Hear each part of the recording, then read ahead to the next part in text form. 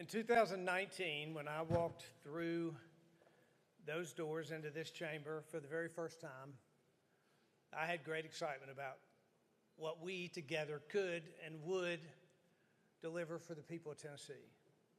And with 7 years under our belt, and at least in my case, a lot of gray hair to show for it, we have delivered.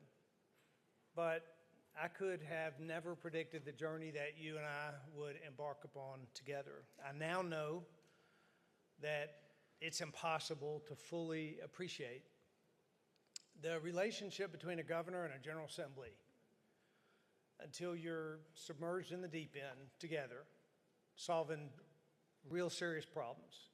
And yes, sometimes wrestling it out, but always looking for opportunities to make life better for the 7 million people that we serve.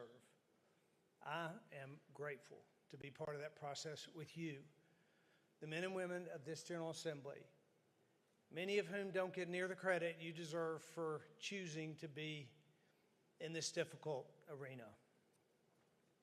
And whether or not you and I agree on a lot or a little, we have found a way to accomplish much for our people. So together, tonight, in addition to laying out the priorities for this next important year, I'll also take a chance to be just a bit nostalgic about our time together and about the past 250 years of the greatest country this world has ever known.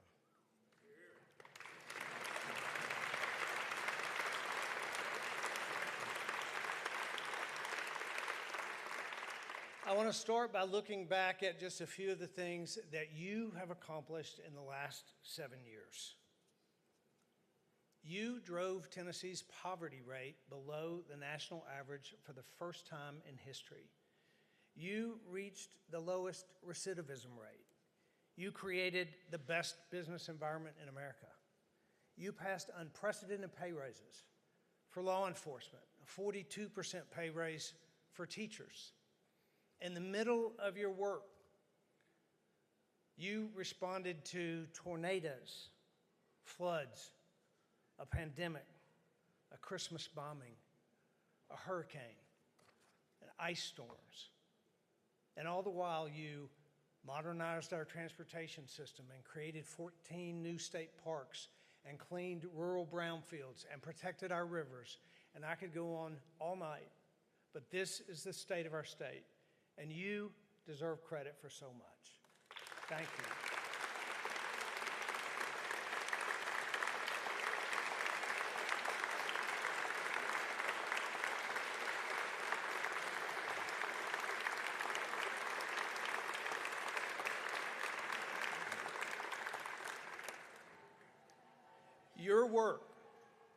Your work, our work, is more than just passing legislation, it's changing lives.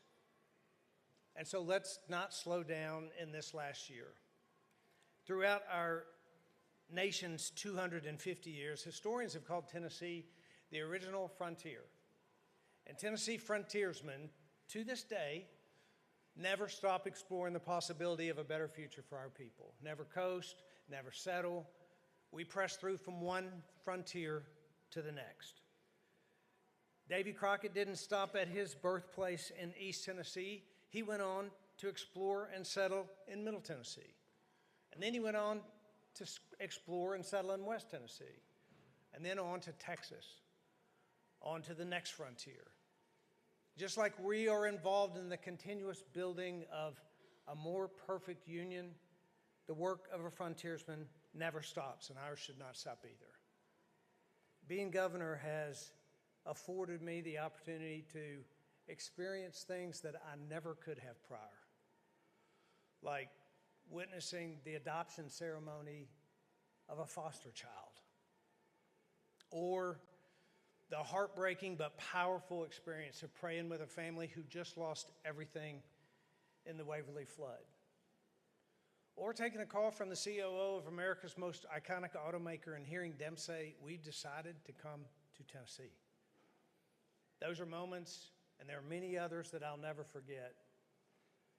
Just like the moments that I just spent with Tennessee soldiers who had just spent 7,000 miles away from their families for Christmas.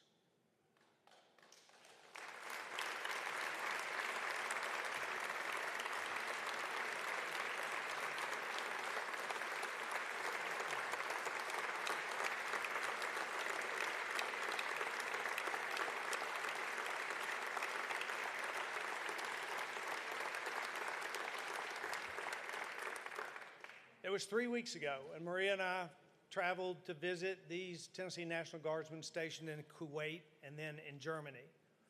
We slept in the barracks, we ate in the mess hall. We witnessed life for your and my neighbor a long way from here, protecting and defending the liberty and freedom that you and I enjoy right here in America. You know, volunteer spirit's more than just a tagline. It's a value, and it's unique to Tennesseans, and it's passed down from generation to generation. And when you meet someone who embodies that spirit, you won't forget it. And I won't forget them.